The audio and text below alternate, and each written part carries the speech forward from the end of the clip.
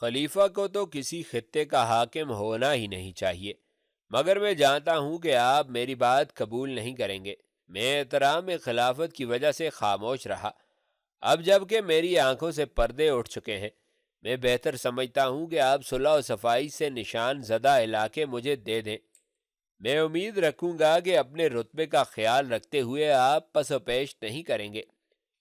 مورخین محمد قاسم فرشتہ، البرونی اور گرویزی نے اس واقعے کو تفصیل سے یوں بیان کیا ہے کہ خلیفہ عبد القادر عباسی سلطان محمود کی جنگی طاقت سے اچھی طرح واقف تھا، اور وہ سلطان کی فطرت سے بھی آگاہ تھا کہ سلطان جو کرنے پہ آتا ہے وہ کر گزرتا ہے۔ خلیفہ کو یہ بھی معلوم تھا کہ سلطنت غزنی کے لوگ سلطان محمود کے معتقد ہو گئے ہیں، چنانچہ خلیفہ نے اس کے پیغام کے جواب میں خراسان کے وہ سارے صوبے جن کا مطالبہ سلطان نے کیا تھا سلطان کو دے دیے، اور وہاں سے اپنے امراء اور فوج کو نکال لیا۔ مورخین کے مطابق سلطان محمود مطمئن ہونے کے بجائے طیش میں آ گیا۔ اس نے محسوس کیا کہ خلیفہ نے اتنی جلدی ہتھیار ڈال دیے ہیں، اس کا مطلب یہ ہے کہ وہ دیانتدار نہیں اور شاطر ہے۔ سلطان نے بغداد ایک اور قاصد اس پیغام کے ساتھ خلیفہ کو بھیجا کہ سمرقند پر آپ کا قبضہ ناروا ہے، یہ شہر مجھے واپس کریں۔ اس پیغام کے جواب میں خلیفہ نے اپنے ایلچی کو، جس کا درجہ سفیر کا تھا، سلطان کے پاس بھیجا۔ ایلچی نے سلطان کو یہ پیغام دیا کہ خلیفہ کسی قیمت پر سمرقند سے دستبردار نہیں ہوگا، اور خلیفہ نے یہ بھی کہا ہے کہ اگر آپ اپنے اس مطالبے پر زور دیں گے تو خلیفہ آپ کو ساری قوم کے سامنے ذلیل و رسوا کر دے گا۔ خلیفہ سے جا کے کہو کہ تم یہ چاہتے ہو کہ میں 1000 جنگی ہاتھیوں کے ساتھ دارالخلافت بغداد میں آؤں۔ سلطان محمود نے قہر آلود آواز میں کہا، اگر خلیفہ کی یہی خواہش ہے تو اسے کہہ دینا کہ اس کے دارالخلافہ کی اینٹ سے اینٹ بجا دوں گا اور ملبہ ہاتھیوں پر لاد کر غزنی لے آؤں گا۔ ایک انگریز مورخ سر ایچ ہوورتھ نے چند دوسرے مورخین کے حوالے سے لکھا ہے کہ خلیفہ سلطان محمود کی اس دھمکی سے بہت سٹپٹایا۔ اس کا رتبہ اتنا بلند تھا کہ وہ سلطان محمود کو مجبور کر سکتا تھا کہ وہ کسر خلافت سے اس بدتمیزی کی معافی مانگے، مگر خلیفہ کی کچھ کمزوریاں ایسی تھیں کہ اس نے دھمکی کا جواب دھمکی سے نہ دیا، بلکہ کچھ ایسا ڈھیلا سا جواب دیا کہ سلطان محمود نے سمرقند شہر میں اپنی فوج داخل کر کے اسے اپنی سلطنت میں شامل کر لیا۔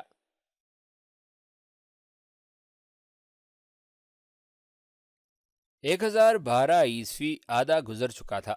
ہندوستان کی طرف سے سلطان محمود مطمئن تھا۔ پنجاب کا مہاراجہ ابھی زندہ تھا، مگر اس کا ڈنگ مار دیا گیا تھا۔ وہ سلطان کا باجگزار تھا۔ سلطان کو ہندوستان سے اطلاعات مل رہی تھی کہ وہاں کے راجوں مہاراجوں کی سرگرمیاں اور عزائم کیا ہیں۔ اسے اطلاع ملی کہ انند پال مر گیا ہے اور اس کی جگہ راج دربار کی گدی پر اس کا بیٹا ترلوچن پال بیٹھا ہے۔ تھانیسر کے بت وشنو دیو کی یہ توہین کہ سلطان محمود اسے غزنی اٹھا لے گیا تھا، ہندوؤں کے لیے نہ صرف ناقابل برداشت تھی بلکہ دہشت ناک زیادہ تھی۔ ہندو دیوتاؤں کے قہر کے منتظر تھے۔ پنڈت تھر تھر کانپ رہے تھے۔ ان کا عقیدہ یہ تھا کہ یہ بت انسان کی پیدائش کے ساتھ ہی وجود میں آیا تھا اور اولین انسانوں نے اس کی پرستش کی تھی۔ یہ بت اب غزنی کے گھڑ دوڑ کے میدان میں ٹوٹا پڑا تھا اور اس کے ٹکڑوں کو گھوڑے اور دوڑ کے مقابلے کے رتھ پیس رہے تھے۔ سارے ہندوستان کے مندروں کی گھنٹیاں صبح شام بجتی تھی۔ بہت سے پنڈت گنگا کنارے چلے گئے تھے اور پانی میں کھڑے ہو کر ہری کرشن اور بھگوان سے بخشش مانگ رہے تھے۔ آندھی آتی یا بجلی چمکتی تو ہندو ہاتھ جوڑ کر دعائیں بڑبڑانے لگتے۔ اپنے باپ جے پال کے بعد مہاراجہ انند پال اٹھا تو تمتراک سے تھا، اور اس نے سلطان محمود کو 2-3 میدانوں میں للکارا بھی تھا، مگر ہر بار اس نے شکست کھائی اور پسپا ہوا۔ سلطان سے دوستی کا اعلان کیا اور اسے دھوکہ بھی دیا، آخر دم چھوڑ گیا۔ بعض مورخ کہتے ہیں کہ اس کی موت کا باعث پے در پے شکستوں کا غم تھا۔ تھانیسر کے مندر کی تباہی کے بعد وہ اس غم سے جانبر نہ ہو سکا اور اس کے بیٹے ترلوچن پال نے گدی سنبھال لی۔ انند پال کی موت پر ہندوستان کے چھوٹے بڑے راجے مہاراجے اور رائے لاہور میں آئے ہوئے تھے۔ اس کی لاش چتا پر جل رہی تھی۔ کنوج کے راجا نے بلند آواز سے کہا، آج وہ شخص جل کر راکھ ہو گیا ہے جس کی ساری عمر مندروں کی حفاظت اور اسلام کے خلاف لڑتے گزری۔ یہ واحد شخص تھا جس نے اپنے علاقے سے باہر جا کر محمود غزنوی سے ٹکر لی۔ یہ ہم سب کی بزدلی اور اپنے مذہب سے غداری ہے کہ ہمارے مندروں میں مسلمان اذانیں دے رہے ہیں۔ آؤ انند پال کے جلتے ہوئے جسم کے شعلوں کی تپش میں عہد کریں کہ ہمیں اپنے مندروں کی آبرو بحال کرنی ہے اور یہاں مسجدوں کو مندر بنانا ہے۔ میں عہد کرتا ہوں، کالنجر کے راجا نے کہا، کہ وشنو دیو کی توہین کا انتقام غزنی کی اینٹ سے اینٹ بجا کر لوں گا۔ ہر ایک راجا اور مہاراجا نے، پنڈت اور رشی نے جلتی ہوئی چتا کے قریب ہو کر عہد کیا کہ وہ اسلام کے بڑھتے ہوئے سیلاب کے آگے اپنی فوج کی لاشوں کا بند باندھے گا۔ یہ الفاظ ہر ایک نے کہے کہ وہ مسجدوں کو مندر اور مسلمانوں کو ہندو اور غزنی کو مہابھارت کی راجدھانی بنائے گا۔ انند پال کا جانشین ترلوچن پال پیچھے کھڑا آنسو بہا رہا تھا۔ راج کمار ترلوچن پال کو بھی، جو اب مہاراج ہیں، کچھ کہنا چاہیے۔ ایک رشی نے کہا، اب مہاراج کو غم کا بوجھ اتار پھینکنا چاہیے۔ راجپوت آنسو نہیں، خون بہایا کرتے ہیں۔ جوان سال ترلوچن پال آگے آیا، اپنے باپ کی چتا کے شعلوں کو دیکھا، پھر سب کی طرف دیکھا۔ آپ میں کتنے ایسے ہیں جنہوں نے اپنے عہد پورے کیے ہیں؟ ترلوچن پال نے کہا، آپ نے اسلام کے آگے لاشوں کا بند پہلے کیوں نہ باندھا؟ جب مسلمان تھانیسر کی طرف بڑھ رہے تھے اس وقت آپ سب کہاں تھے؟ یہاں کی مسجدوں کو مندر اور یہاں کے مسلمانوں کو ہندو بنا لینا کوئی مشکل نہیں، لیکن راجپوت نہتوں پر وار نہیں کیا کرتے۔ آپ میرے باپ کی تعریفیں کر رہے ہیں، لیکن ہر لڑائی میرے باپ کو اپنے علاقے میں لڑنی پڑی۔ آپ میں سے کون ہے جس نے ہمیں اپنی فوج کی کچھ نفری اس لیے دی تھی کہ اسے ہم پشاور اور لمغان کے درمیان روکے رکھیں؟ آپ کے پاس صرف الفاظ ہیں۔ آپ خطرے کے وقت اپنی فوجیں ہمیں اس لیے دے دیتے ہیں کہ سلطان محمود غزنوی کو ہم اپنے علاقے میں روکے رکھیں اور آپ کی راجدھانیاں محفوظ رہیں۔ مہاراج، ایک مہاراجا نے پوچھا، آپ کہنا کیا چاہتے ہیں؟ میں کہنا چاہتا ہوں کہ میں اپنی ریاست کو محفوظ رکھنے کے لیے مسلمانوں کو اپنا دوست سمجھوں گا۔ ترلوچن نے کہا، محمود نے حملہ کیا تو مقابلہ کروں گا، مگر یہاں کے مسلمانوں پر ہاتھ نہیں اٹھاؤں گا۔ تو کیا آپ محمود کے باج گزار رہیں گے؟ مہاراجا کنوج نے پوچھا۔ ہاں، ترلوچن پال نے جواب دیا، میں باج دیتا رہوں گا۔ کیا آپ کو معلوم ہے کہ یہاں کے مسلمان غزنی کے سلطان کے وفادار اور جاسوس ہیں؟ مہاراجا کالنجر نے کہا، کیا آپ کو معلوم نہیں کہ غزنی کی فوج میں ہزاروں ہندوؤں کا بھی دستہ ہے؟ ترلوچن پال نے کہا، ان میں سے کتنے ہیں جو وہاں سے فرار ہو آئے ہیں؟ ان کے پاس گھوڑے ہیں، ہتھیار اور ہاتھی ہیں، وہاں وہ آزاد ہیں۔ وہ وہاں سے بھاگ کیوں نہیں آتے؟ یہاں کے بہت سے مسلمان ہمارے وفادار ہیں۔ ایک جوان سال خوبصورت عورتوں کے ہجوم میں سے نکل کر ترلوچن پال کے پاس جا کھڑی ہوئی۔ اس نے ترلوچن پال کے نیام سے تلوار کھینچ لی اور بلند آواز میں کہنے لگی، تم سب جانتے ہو کہ میں اس شخص کی بیوی ہوں جو مسلمانوں کو اپنا دوست کہہ رہا ہے۔ یہ مجھے اٹھا کر اپنے باپ کی چتا میں پھینک دے، چاہے تو مجھے اسی تلوار سے کاٹ دے۔ میں اعلان کرتی ہوں کہ میں راجپوت کی بیٹی ہوں، میرا باپ مسلمانوں کے خلاف لڑتا ہوا مارا گیا ہے۔ میں اپنے مذہب کی توہین کا اور اپنے باپ کے خون کا انتقام لوں گی۔ آج سے میں اس شخص سے اپنا تعلق توڑتی ہوں۔ یہ بزدل ہے جو غزنی کے سلطان کا باجگزار رہنے کا اعلان کر رہا ہے۔ ترلوچن پال اس کی طرف لپکا، مگر ایک اور جوان سال آدمی تلوار سونت کر دونوں کے درمیان آ گیا۔ وہ بھیم پال تھا، ترلوچن پال کا چھوٹا بھائی۔ تمام تاریخ نویسوں نے اس کا نام بھیم پال نڈر لکھا ہے اور کہا ہے کہ وہ غیر معمولی طور پر نڈر یعنی بے خوف اور دلیر تھا۔ خبردار ترلوچن پال، اس نے کہا، یہاں تمہیں کوئی ایک بھی آدمی ایسا نہیں ملے گا جو تمہارا ساتھ دے۔ اگر اس عورت پر تم نے ہاتھ اٹھایا تو میں بھول جاؤں گا کہ تم اس کے خاوند اور میرے بھائی ہو۔ میں ہوں اپنے باپ کی گدی کا وارث۔ اس گدی پر وہ بیٹھ سکتا ہے جو اس کی توہین کا انتقام لینے کے قابل ہوگا۔ اس نے سب کی طرف دیکھا اور تلوار بلند کر کے پوچھا، اگر میں غزنی کے سلطان کو باج نہ دینے کا اعلان کروں اور اگر میں وشنو دیو کی توہین کا انتقام لینے کی قسم کھا لوں تو کیا آپ مجھے اپنے باپ کی گدی کا وارث تسلیم کریں گے؟ تم یقیناً مہاراج جے پال اور مہاراج اننت پال کے جانشین ہو، ایک پنڈت نے کہا۔ پھر ایک شور اٹھا، ترلوچن پال کو بٹھا دو، ترلوچن پال سے تلوار لے لو، نڈر مہاراج کی جے ہو۔ یہ شور بلند ہوتا چلا گیا۔ اننت پال کی چتا کے شعلے اور زیادہ بلند ہو گئے، جلتی ہوئی لکڑیوں کی تڑاہ تڑاہ ہیبتناک ہو گئی، اور ترلوچن پال جو دراصل بزدل نہیں بلکہ امن پسند اور حقیقت بین تھا، اس شور اور شعلوں میں ڈوب گیا۔ اس کی حیثیت ایک راج کمار کی سی رہ گئی تھی۔ بھیم پال نڈر اس وقت کے پنجاب کا راجہ بن گیا۔ اسی رات راج محل میں تمام راجوں، مہاراجوں اور پنڈتوں کی کانفرنس ہوئی۔ اس میں ترلوچن پال نہیں تھا، اس کا بھائی بھیم پال گفتگو کی قیادت کر رہا تھا۔ سب سے بڑے پنڈت نے تجویز پیش کی کہ تمام مسجدیں مسمار کر دی جائیں اور مسلمانوں کو مجبور کر دیا جائے کہ غزنی چلے جائیں یا ہندو بن جائیں۔ یہاں میں اپنے بھائی ترلوچن پال کی اس بات سے اتفاق کرتا ہوں کہ ہم نہتوں پر ہاتھ نہیں اٹھائیں گے۔ بھیم پال نے کہا، ہم دشمن نہیں دوست پیدا کریں گے۔ مسجدوں کو ہم نے گھرا بھی دیا تو کیا ہوگا؟ مسلمان جہاں کھڑا ہو کر نماز پڑھتا ہے وہی اس کی مسجد ہوتی ہے۔ ہمیں سلطان محمود جیسے طاقتور جنگجو سے لڑنا ہے۔ میں ہندوستان کی تاریخ میں اپنے نام کے ساتھ یہ یاد نہیں چھوڑنا چاہتا کہ بھیم پال نے غزنی کے سلطان سے شکست کھائی اور نہتے مسلمانوں سے انتقام لیا۔ ہمارے سامنے مسئلہ یہ ہے کہ جس طرح ہماری عبادت گاہیں تباہ ہوئی ہیں، اس کا یہ اثر ضرور پڑے گا کہ ہندو اسلام کی طرف راغب ہونے لگیں گے۔ ایک پنڈت نے کہا، لوگ دیوتاؤں کے قہر سے ڈر رہے ہیں مگر ابھی تک قہر نہیں آیا۔ ہمیں خود قہر بن کر غزنی کی فوج پر گرنا ہے۔ یہی ایک طریقہ ہے جس سے ہم ثابت کر سکتے ہیں کہ جنہیں مسلمان بت کہتے ہیں یہ ہمارے دیوتا ہیں اور ان کی توہین کرنے والا زندہ نہیں رہ سکتا۔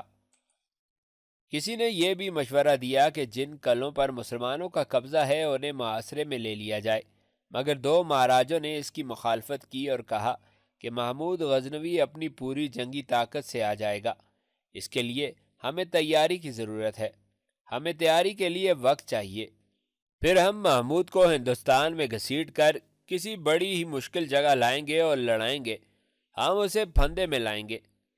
اس دوران کیا ہمیں یہ کوشش نہیں کرنی چاہیے کہ ہم بھیرا، ملتان اور تھانیسر کے مسلمان سالاروں اور حکام کو ہاتھ میں لے لیں تاکہ وہ سلطان محمود کے وفادار نہ رہیں؟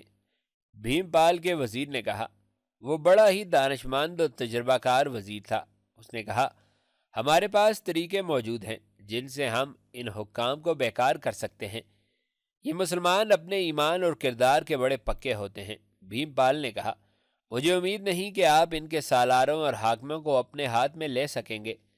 وزیر نے ہنس کر کہا، مسلمان بھی انسان ہوتے ہیں، ہر انسان اوتار اور پیغمبر نہیں ہوتا، ہر انسان میں ایک سی کمزوریاں اور ایک سی خواہشیں ہوتی ہیں، جو انسان انہیں دبا لیتے ہیں وہ رشی منی اور مولوی کہلاتے ہیں۔ ہم یہ کام تھانے سر سے شروع کریں گے۔ اس کانفرنس میں ایک فیصلہ یہ ہوا کہ محمود غزنوی کے خلاف جنگی تیاریاں شروع کر دی جائیں، اور دوسرا یہ کہ اس کے سالاروں وغیرہ کو ہاتھ میں لینے کی مہم کا آغاز کر دیا جائے۔ ان تیاریوں کے بعد بھیم پال کو سلطان محمود غزنوی کو یہ پیغام بھیجنا تھا کہ وہ غزنی کا باجگزار نہیں اور اننت پال نے سلطان کے ساتھ دوستی کا جو معاہدہ کیا تھا وہ منسوخ کیا جاتا ہے۔ سلطان محمود غزنوی اپنے تجربہ کار سالاروں عبداللہ التائی، التنتاش اور ارسلان جاذب کو اپنے ساتھ لے گیا تھا، کیونکہ وہاں کی جنگیں اس کے لیے زیادہ خطرناک تھیں۔ ہندوستان میں وہ جن سالاروں کو چھوڑ گیا تھا وہ تھے تو اچھے جرنیل، لیکن ان 3 سالاروں کے پائے کے نہیں تھے جنہیں سلطان اپنے ساتھ لے گیا تھا۔ ان پر شہری انتظامیہ کے حاکم مقرر کر دیے گئے تھے۔ تھانے سر میں بیرام غور سالار تھا اور شہری حاکم کتب گزک تھا۔ وہ پہلی بار ہندوستان میں آئے تھے، انہیں یہاں کی ہر چیز عجیب لگتی تھی۔ انہوں نے یہ شعبدہ بھی دیکھا تھا کہ 2 لڑکیوں کو ٹوکروں میں بٹھایا گیا اور خالی ٹوکرے دکھا دیے گئے، پھر لڑکیوں کو انہی ٹوکروں میں سے برآمد کیا گیا۔ نسوانی حسن کے لحاظ سے غزنی بھی خوبصورت علاقہ تھا، لیکن ہندوستان کا حسن انہیں زیادہ جاذب لگا۔ انہیں بتایا گیا کہ ہندوستان طلسماتی سرزمین ہے اور یہاں یہ بتانا مشکل ہے کہ شوبھتا کیا اور کرامات کون سی ہیں۔ ان کے لیے سب سے زیادہ عجیب بات یہ تھی کہ یہاں لوگ سانپوں کی بھی پوجا کرتے تھے اور عورتیں سانپوں کو دودھ پلاتی تھیں۔ ایک روز تھانے سر قلعے میں 7-8 راہب آئے۔ ان کے ساتھ 4 جوان لڑکیاں تھیں۔ ان سب کا لباس ایک ایک سفید چادر تھی جو مردوں کے کندھوں سے ٹخنوں تک گئی ہوئی تھی۔ لڑکیوں کا لباس بھی یہی تھا۔ ان کے سروں پر باریک کپڑے کی اوڑھنیاں تھیں۔ ان لڑکیوں کے رنگ گورے، آنکھیں شربتی اور بال گہرے بادامی تھے۔ ان کے نقش نگار میں کشش تھی۔ مردوں کی داڑیاں تھیں، ان میں ایک سفید ریش تھا۔ شام کے بعد کا وقت تھا جب یہ گروہ قلعے میں داخل ہوا۔ یہ لوگ راہب اور پرہیزگار لگتے تھے۔ انہوں نے قلعہ سے ملنے کی خواہش ظاہر کی اور وجہ یہ بتائی کہ ان کے ساتھ جوان لڑکیاں ہیں، اس لیے وہ سرائے میں ٹھہرنے سے ڈرتے ہیں۔ انہیں لڑکیوں کے لیے محفوظ رہائشی جگہ کی ضرورت تھی۔ انہیں قلعہ تک جانے کی اجازت دے دی گئی۔ انہیں قلعہ کی طرف جاتا دیکھ کر سالار بہرام اور اس کا نائب بھی اس عجیب مخلوق کو دیکھنے چلے گئے۔ یہ لوگ لباس سے عجیب نہیں لگتے تھے۔ عجوبہ ایک تو یہ تھا کہ مرد بھی خوبصورت تھے اور لڑکیاں ان سے زیادہ حسین تھیں۔ دوسرا عجوبہ یہ تھا کہ ان میں جو سفید ریش تھا اس کے گلے کے گرد گز سوا گز لمبا سانپ لپٹا ہوا تھا۔ یہ سیاہ پھندار ناگ تھا جو اپنا منہ سفید ریش کے چہرے پر اور کبھی سر پر پھیرتا تھا۔ مردوں کے پاس بڑے خوبصورت عصا تھے، ہر عصا کے اوپر سانپ کا پھن بنا ہوا تھا۔ لڑکیوں کی گردنوں سے رنگدار رسیاں لٹک رہی تھی اور رسیوں کے سروں سے باریک گھنٹیاں بندھی ہوئی تھیں۔ لڑکیاں چلتی تھیں تو گھنٹیاں دھیمی آواز سے اس طرح بجتی تھیں جیسے ندی کا پانی پتھروں سے گزر رہا ہو۔ کتب گزک نے ان کا خیر مقدم کیا اور احترام سے بٹھایا کیونکہ وہ شکل و صورت اور لباس سے قابل احترام لگتے تھے۔ ہم شاید آپ کے دربار میں آنے کی جرت نہ کرتے، سفید ریش نے کہا، لیکن ہم آپ پر اعتماد کر سکتے ہیں کیونکہ آپ ایک باطل مذہب کے دشمن ہیں۔ ہمیں دلی خوشی ہے کہ آپ باطل کو کچل رہے ہیں۔ آپ یقیناً اونچے کردار کے لوگ ہیں۔ آپ کا مذہب کیا ہے؟ سالار بہرام نے پوچھا۔ ہم سانپوں کے پجاری ہیں، سفید ریش نے کہا، اور اس کے ساتھ ہی ہم ایک خدا کو مانتے ہیں۔ ہمارا حسب نسب ان یونانیوں سے ملتا ہے جو سکندر اعظم کے ساتھ ہندوستان میں آئے تھے۔ وہ یونانیوں کا خاص فرقہ تھا جو سانپوں کا پجاری تھا۔ ان کے متعلق ایک روایت ہے کہ وہ ہمیشہ ایک شیشناگ کی تلاش میں رہتے تھے جو انہیں یونان میں نہ مل سکا، یہاں ہندوستان میں انہیں مل گیا۔ وہ سکندر اعظم کی فوج سے الگ ہو گئے اور شیشناگ کے پیچھے چل پڑے۔ روایت ہے کہ یہ ناگ ان کے لیے خدا نے بھیجا تھا۔ اس کا رنگ لال اور سنہری تھا، اس کے سر پر کلگی تھی اور وہ ایک سیاہ ناگ کی پیٹھ پر سوار تھا۔ شیشناگ آگے آگے چل پڑا۔ ہمارے آباء و اجداد کے چند آدمی اس کے پیچھے گئے۔ وہ ایسے دشوار گزار علاقے میں چلا گیا جہاں عام انسان نہیں پہنچ سکتے۔ وہاں چٹانیں ہیں جو اوپر تلوار کی دھار کی طرح ہیں۔ دریائے جمنا کی ایک شاخ اس علاقے میں سے گزرتی ہے۔ اس کے اوپر قدرت کا بنایا ہوا پل ہے جو دریا کی چوڑائی جتنا لمبا پتھر ہے، چوڑائی میں لکڑی کے شہتیر کی طرح ہیں۔ اس پر ایک انسان کا پاؤں آ سکتا ہے۔ گرنے کا خطرہ ہر قدم پر ہے۔ نیچے دریا تنگ ہے کیونکہ پہاڑوں کے درمیان سے گزرتا ہے، گہرائی بہت زیادہ اور بہاؤ بہت تیز ہے۔ شیشناگ اس کے اوپر سے گزر گیا۔ 4 آدمی اس کے پیچھے گئے۔ وہ پھسل کر گر پڑے اور دریا انہیں اپنے ساتھ لے گیا۔ 2 آدمی جا پہنچے۔ وہ ایک خوشنما جگہ تھی جو ناگوں کی بستی تھی۔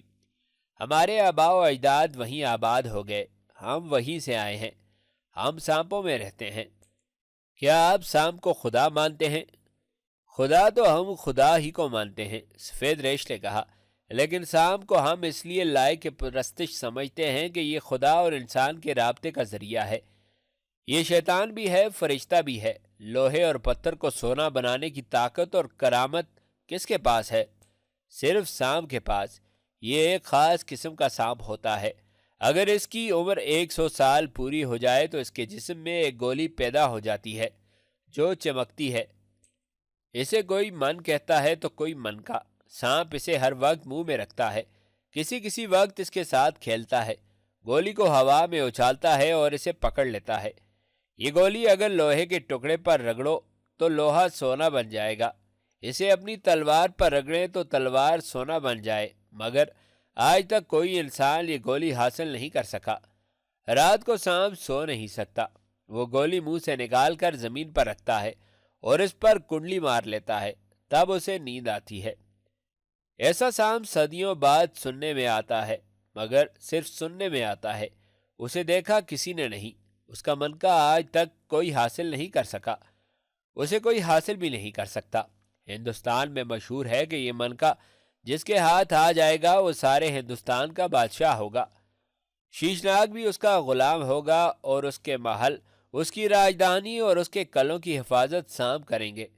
وہ ساری دنیا کا سب سے زیادہ دولت مند بادشاہ ہوگا۔ کیا آپ نے یا آپ کے آباء و اجداد میں سے کسی نے سانپ اور اس کا منکا دیکھا ہے؟ نہیں، سفید ریش نے جواب دیا۔ ہمارے خطے میں منکے والا سانپ موجود ہے، لیکن وہاں تک ہم میں سے کسی کو جانے کی اجازت نہیں، کوئی وہاں جانے کی جرت بھی نہیں کر سکتا۔ ہم وہ جگہ جانتے ہیں جہاں وہ سانپ ہے، لیکن اس تک پہنچنے کے لیے راستہ اس قدر خطرناک ہے کہ کوئی زندہ نہیں رہ سکتا۔ ہمیں یہ بھی بتایا گیا ہے کہ وہاں سونا بکھرا ہوا ہے اور وہاں ہیرے اور جواہرات ہیں، اور ہمارے پروہت کہتے ہیں کہ وہاں جو لڑکیاں ہیں انہیں دیکھ کر کوئی یقین نہیں کر سکتا کہ یہ اس دنیا کی لڑکیاں ہیں۔ باہر کی دنیا والوں کو اس خطے کے متعلق علم ہے، لیکن سب کہتے ہیں کہ وہاں جو لڑکیاں ہیں انسان نہیں ہیں، ناگنے ہیں جنہوں نے اپنا روپ بدل رکھا ہے۔ یہ غلط ہے، وہ ہماری نسل کی لڑکیاں ہیں، وہ جس قدر حسین ہیں اتنی ہی بد نصیب ہیں۔ عمر کے ایک حصے تک وہ خوش رہتی ہیں، مگر آگے چل کر وہ اداس رہنے لگتی ہیں، کیونکہ انہیں مرد کی رفاقت میسر نہیں آتی۔ سفید ریش ایسے انداز سے اس طلسم ہوشربا کی باتیں سنا رہا تھا کہ کلادار کتب گزگ اور سالار بہرام اور اس کے نائب سالار کی آنکھیں ٹھہر گئی تھیں اور ان کے رونگٹے کھڑے ہو رہے تھے۔ ان کے سامنے 4 لڑکیاں بیٹھی تھیں، ان سب کے ہونٹوں پر تبسم تھا۔ غزنی کے یہ حکام ان لڑکیوں کو دیکھ دیکھ کر حیران ہو رہے تھے کہ ان سے زیادہ خوبصورت بھی کوئی لڑکی ہو سکتی ہے۔ انہوں نے مہمانوں کی خوب خاطر و مدارت کی اور ان کی رہائش کا شاہانہ انتظام کر دیا۔ وہ سب سونے کے لیے چلے گئے تھے، مگر سفید ریش کو کتب گزگ نے اپنے پاس بٹھا رکھا تھا۔ وہ سفید ریش سے اس خطے کے بھید لے رہا تھا، اور سفید ریش اسے کہہ رہا تھا کہ سارے ہندوستان کی بادشاہی کا راز ناگوں کے اس خطے میں ہے جہاں کوئی اجنبی نہیں جا سکتا اور جانے کی جرت بھی کوئی نہیں کرتا۔ کیا وہاں تک پہنچا جا سکتا ہے؟ کتب گزگ نے پوچھا اور ذرا جھجک کر بولا، مجھے دولت کی ضرورت نہیں، آپ دیکھ رہے ہیں کہ کتنا بوڑھا ہو گیا ہوں، بڑھاپے کی بیماریوں نے حملے شروع کر دیے ہیں۔ میں نے سنا ہے کہ ہندوستان کے پہاڑی علاقوں میں ایسی جڑی بوٹیاں ہیں جو بڑھاپے کے عمل کو روک دیتی ہیں۔ سفید ریش نے اس کی بات پوری کرتے ہوئے کہا، میرے بال سفید ہو گئے ہیں، لیکن میرے جسم کو ہاتھ لگائیں، جوانوں جیسا مضبوط اور توانا ہے، اور میری عمر 100 سال سے زیادہ ہو گئی ہے۔ آپ نے ٹھیک سنا ہے، ہمارے خطے میں ایسی بوٹی ہے جس میں سانپوں کا زہر ملا ہوا ہے، صرف ہم لوگ اس بوٹی سے واقف ہیں۔ یہ صرف جوان ہی نہیں رکھتی بلکہ بڑی لمبی عمر دیتی ہے۔ کتب گزگ کا خیال تھا کہ ان لوگوں سے وہ اکیلا ہی راز لے رہا ہے، لیکن سالار بہرام جو مردانگی کا خوبصورت مجسمہ تھا، اس عجیب و غریب گروہ کے ایک آدمی اور ایک لڑکی کو اپنے کمرے میں بٹھائے ہوئے پوچھ رہا تھا کہ کیا وہ اسے اپنے ساتھ خطے میں لے جا سکتے ہیں۔ وہ آدمی بتا رہا تھا، وہ اپنے فرقے اور عقیدے کے ساتھ غداری نہیں کر سکتا۔ وہ باتیں کرتے کرتے کسی بہانے باہر نکل گیا اور لڑکی اس کے پاس اکیلی رہ گئی۔ وہ مسکرا رہی تھی۔ بہرام نے اس کے ساتھ باتیں شروع کر دیں۔ لڑکی نے اسے کہا کہ اس نے اس سے زیادہ خوبصورت اور تنومند آدمی کبھی نہیں دیکھا۔ تم تو جنت میں رہتی ہو، بہرام نے کہا۔ وہ جنت نہیں، جہنم ہے، جہاں اپنے جذبات کچلنے پڑیں، لڑکی نے کہا۔ ہماری زندگی ان راہبوں کے ساتھ گزری ہے، وہ مردہ دل لوگ ہیں، مجھے آپ کی عورتوں جیسی زندگی چاہیے۔ یہاں سے بات چلی تو اس مقام تک جا پہنچی جہاں دل تو دو ہوتے ہیں لیکن دو جسموں کی جان ایک ہو جاتی ہے۔ لڑکی نے والہانہ محبت کا اظہار کیا تو بہرام نے اس سے پوچھا کہ سام کے منقے کا قصہ کہاں تک درست ہے۔ لڑکی نے اسے بتایا کہ وہ ساتھ چل کر اس کی رہنمائی نہیں کر سکتی، اسے راستہ سمجھا سکتی ہے۔ چنانچہ اس نے راستہ سمجھانا شروع کر دیا اور بہرام کاغذ پر لکیریں ڈالتا گیا۔ آپ کے پاس تیروں کا ذخیرہ ہونا چاہیے، لڑکی نے کہا۔ وہاں آپ کو قدم قدم پر سانپ نظر آئیں گے، آپ انہیں تیروں سے مار سکتے ہیں۔ میں نے آپ کو جو سرنگ بتائی ہے اس کے دہانے پر ایک اژدہا کنڈلی مارے بیٹھا ہوگا، اس کے سر پر تیر لگے تو مر جائے گا، جسم پر کہیں بھی تیر لگا تو یہ آپ کو زندہ نہیں چھوڑے گا۔ یہ سرنگ بہت لمبی ہے، اس میں سے آپ گزر گئے تو آپ کو شفاف پانی کا چشمہ نظر آئے گا، اس کے کنارے پر آپ کو وہ سانپ نظر آئے گا جس کے پاس وہ منقا ہے، وہ اس کے ساتھ کھیل رہا ہوگا، اسے بھی آپ تیر مار سکتے ہیں، منقا آپ کا ہوگا۔ اور تم مجھے کہاں ملو گی؟ میں آپ کو مل جاؤں گی، لڑکی نے جواب دیا۔ دوسرے دن ناگ پرستوں کا یہ گروہ روانہ ہو گیا اور اپنے پیچھے پراسرار سا ہیجان چھوڑ گیا۔ کتب گزگ نے اپنے محافظوں میں سے دو کو بلایا، یہ دونوں اس کی نظر میں قابل اعتماد اور دلیر تھے۔ اس نے ان سے کہا، میں نے تمہیں قلعہ دار کی حیثیت سے نہیں، رازدار دوست کی حیثیت سے بلایا ہے۔ اگر میرا ایک کام کر دو تو میں تمہیں عہدے دے کر غزنی بھیج دوں گا، اگر تم فوج سے نکل جانا چاہو گے تو تمہیں نکال دوں گا۔ تم جب یہاں سے جاؤ گے تو تمہارے پاس اتنا سونا ہوگا کہ تمہاری سات پشتیں کوئی کام کیے بغیر عیش و عشرت کی زندگی بسر کریں گی۔ شرط یہ ہے کہ تم یہ راز کسی کو نہیں دو گے کہ تم کہاں جا رہے ہو۔ میں تمہیں ایک خاص لباس میں بھیجوں گا۔ دونوں نے رضامندی ظاہر کر کے وعدہ کیا کہ وہ کسی کو پتہ نہیں چلنے دیں گے کہ وہ کہاں جا رہے ہیں۔ کتب گزگ نے ان کے آگے ایک نقشہ رکھ دیا اور انہیں راستہ سمجھانے لگا۔ جو محافظ راستہ سنتے جا رہے تھے ان کے رنگ اڑتے جا رہے تھے۔ تم نے کل رات وہ لوگ دیکھے ہوں گے جو سفید چادروں میں ملبوس یہاں آئے تھے، کتب گزگ نے کہا۔ اگر تم اس مقام سے دریا پار کر گئے تو تمہیں وہ سفید ریش آدمی ملے گا جو رات یہاں آیا تھا۔ اس کے بعد تمہارا کام آسان ہو جائے گا۔ وہ تمہیں ایک بوٹی اور سونا دے گا، یہ تم لے کر میرے پاس آ جاؤ گے۔ بوٹی مجھے دینا اور سونا تم اپنے پاس رکھنا۔ یہ بوٹی کیسی ہے؟ ایک محافظ نے کہا۔ ایک بار کھا لو تو انسان 100 سال سے بھی زیادہ زندہ رہ سکتا ہے، کتب گزگ نے کہا، اور مرتے دم تک انسان جوان رہتا ہے۔ دو محافظوں نے ایک دوسرے کی طرف دیکھا اور مسکرا دیے، جیسے انہیں سونے سے زیادہ اس بوٹی کے ساتھ دلچسپی تھی۔ دراصل جانا مجھے خود چاہیے تھا، کتب گزگ نے کہا۔ سفید ریش ناگ پرست نے کہا تھا کہ میں خود جاؤں گا، لیکن تم جانتے ہو کہ قلعہ دار اتنے عرصے کے لیے کس طرح غیر حاضر ہو سکتا ہے۔ مجھے اتنا اختیار ہے کہ تم دونوں کو جہاں چاہوں اور جتنے عرصے کے لیے چاہوں بھیج سکتا ہوں۔ گزشتہ رات جب بہرام لڑکی سے راستہ سمجھ رہا تھا، اس وقت سفید ریش قلعہ دار کو راستہ سمجھا رہا تھا اور اس نے قلعہ دار سے کہا تھا کہ وہ خود آئے۔ اس نے قلعہ دار سے یہ بھی کہا تھا کہ اس نے ان لوگوں کی جس طرح خاطر مدارت کی ہے، اس کے صلے میں وہ اسے ہمیشہ جوان رکھنے والی بوٹی اور کچھ سونا بھی دے گا۔ اور اب جب ناگ پرست چلے گئے تھے، بہرام اپنے نائب سے کہہ رہا تھا، تم جاؤ یا میں چلا جاتا ہوں۔ ہم دونوں میں سے کوئی بھی گیا تو بہانہ یہی معقول ہو سکتا ہے کہ نگر کوٹ تک کے علاقے میں چوکیوں کا انتظام دیکھنا اور اسے بہتر بنانا ہے۔ لڑکی نے مجھے راستہ سمجھا دیا ہے، اگر ہم وہاں پہنچ گئے تو تصور میں لاؤ کہ ہم کیا سے کیا بن جائیں گے۔ ہمیں ایک دوسرے کی مدد کی ضرورت ہے، میں جاؤں یا تم جاؤ، 4-5 قابل اعتماد آدمی ساتھ ہونے چاہیے۔